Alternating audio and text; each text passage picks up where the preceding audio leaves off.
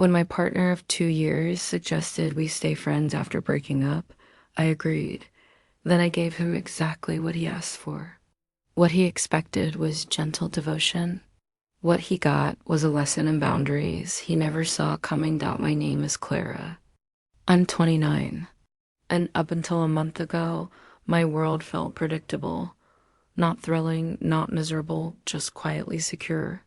It was the kind of stability where you pick out paint samples for a someday home, where you refer to vacations as next summer, not if, where you trust the person sleeping beside you isn't quietly drafting their goodbye speech. I'd been with Leo for 2 years. We shared an apartment. We didn't have dramatic fights. We had discussions. I mistook that calm for depth. That Tuesday evening began like hundreds before it. The soft glow of the kitchen light, dishes in the sink, and Leo standing in the middle of the living room, not relaxed, but braced. His voice, when he finally spoke, was measured. Too measured. "Clara," he said, "we need to talk." I turned off the music. His tone wasn't sad or angry. It was rehearsed. "I love you," he began, the classic preamble to loss. "But I'm not in love with you anymore." There it was, laid bare on our rug. "I think," he continued, gaze fixed on the bookshelf behind me, "we'd be incredible friends." Friends. He said it like it was an upgrade, a compassionate demotion. Like we were simply changing the title on a shared document. "We get along so well," he reasoned, as if listing the benefits of a sensible subscription. "Same sense of humor, same friends. We'd make brilliant friends." He needed to explore who he was outside of us, he explained, but he desperately wanted me to remain in his life.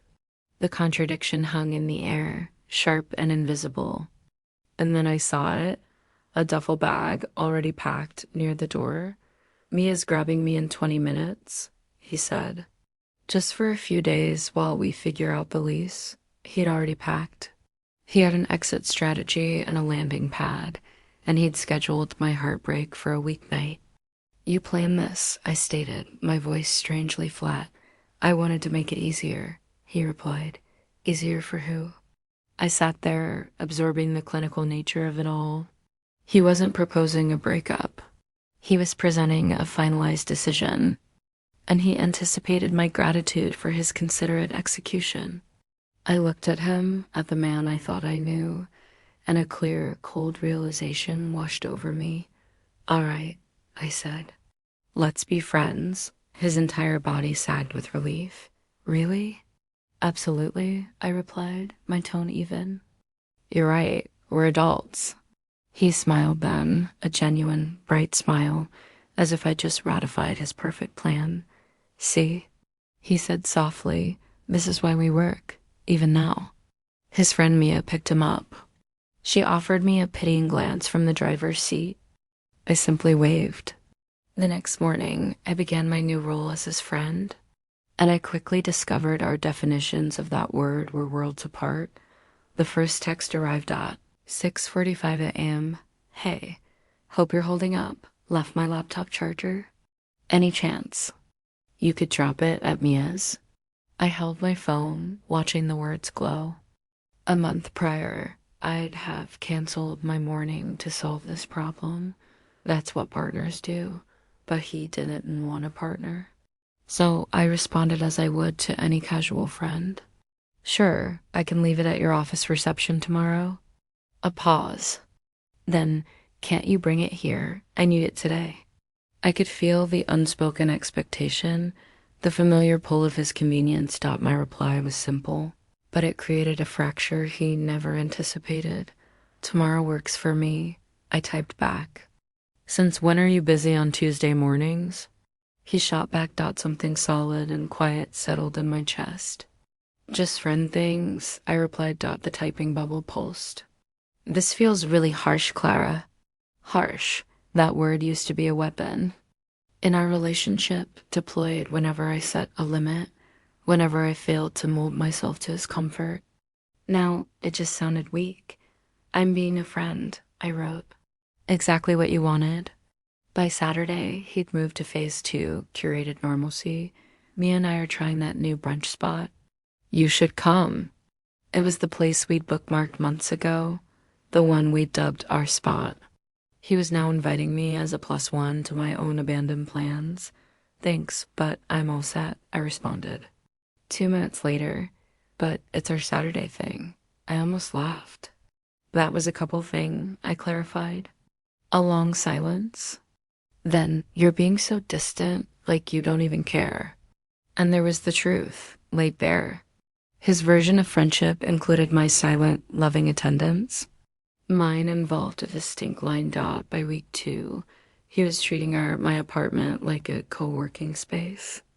I came home to the scent of my bergamot soap in the air, damp towels on the rack, my favorite sparkling water gone from the fridge, and a note on the counter in his familiar scrawl. Stopped by to grab a few things and shower. Hope that's cool. Hope that's cool.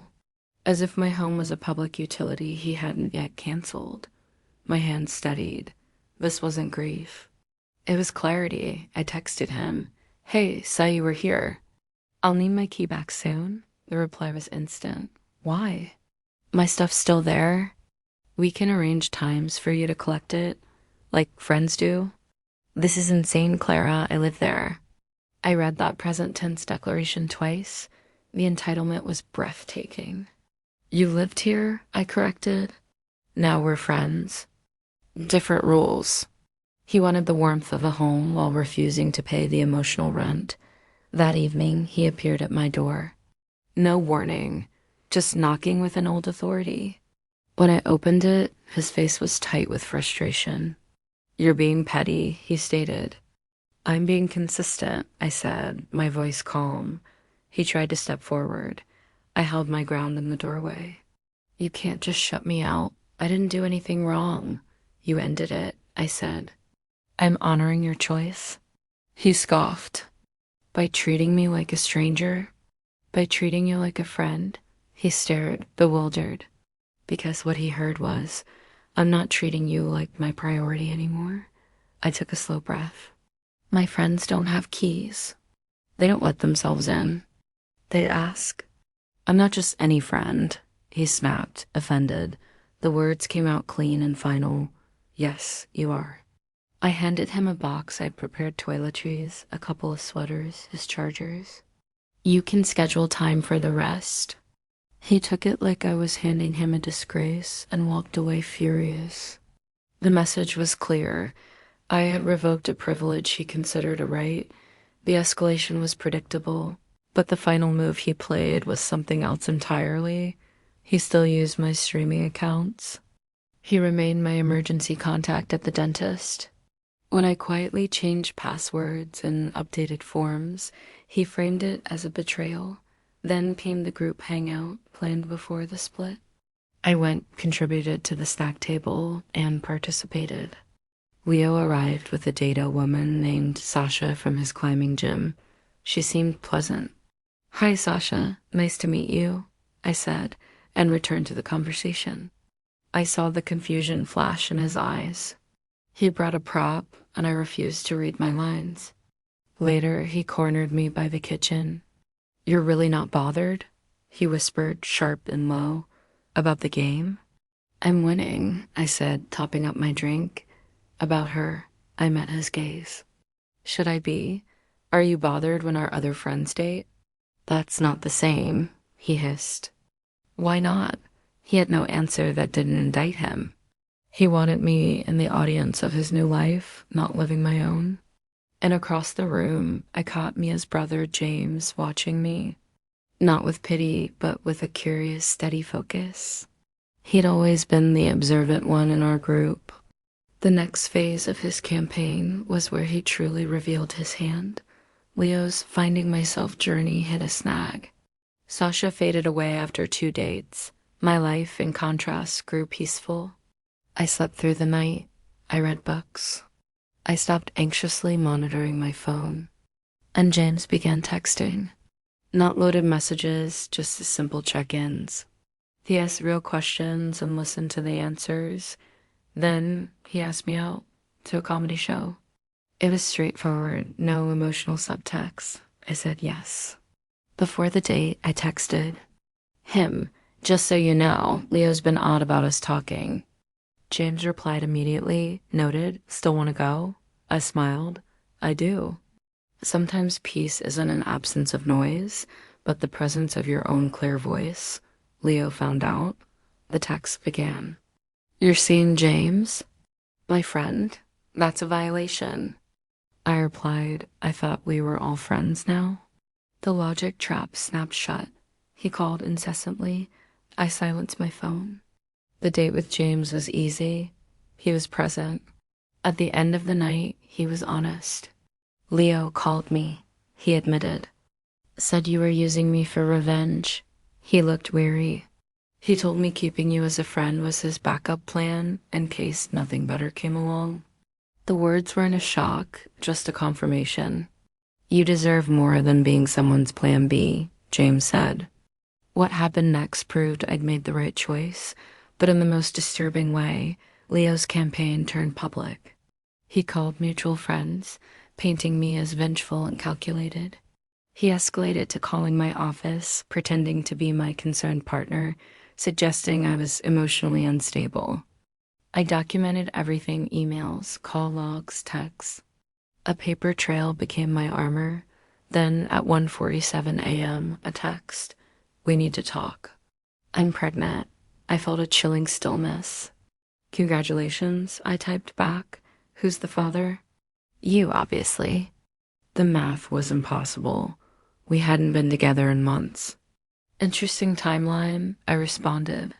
The next day, a follow-up. False alarm, stress, apparently. I didn't reply. The final act was him causing a scene at James's workplace, shouting about betrayal and theft. Security removed him. James was shaken. "I think we need a restraining order," he said quietly. We got one. Combined with the fallout from his own actions missing work, the drama his life imploded. He moved back to his hometown. Court, therapy, a reset. His last email to me read, "I hope you're happy. You destroyed everything we had because you couldn't handle a simple friendship." I didn't respond. In his story, he's the victim. In mine, I finally became the author. The truth is this: when Leo said, "Let's be friends," I took him at his word. I offered the same courtesy, respect, and boundaries I give all my friends.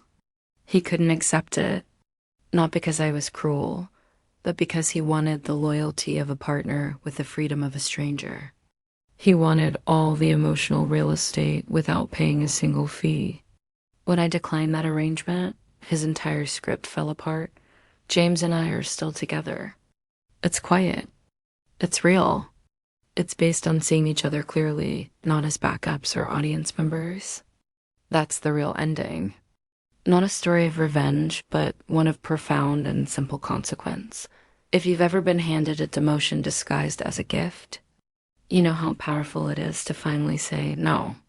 If this story resonated, please like this video and share your thoughts below. It helps our channel, Winds of Thought, grow. Thank you for listening.